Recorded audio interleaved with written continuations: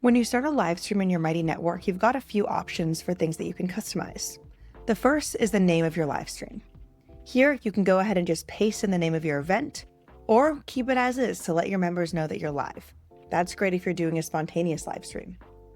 In addition, you can select your camera, whichever one you want to use. You got the option to mirror your video, which is ticked off by default, and you can also decide to blur your background. Next up, we've got the mic settings, where you can decide which microphone you want to use. I'm going to stick with my default. You can toggle on voice isolation to make sure that your members can hear you loud and clear, even if you live in a busy neighborhood. Lastly, you want to make sure that this record your live stream button is ticked off, which it should be by default, as is the option to notify all your members that you're going live. This way, when you click Go Live Now, your members will automatically receive a notification.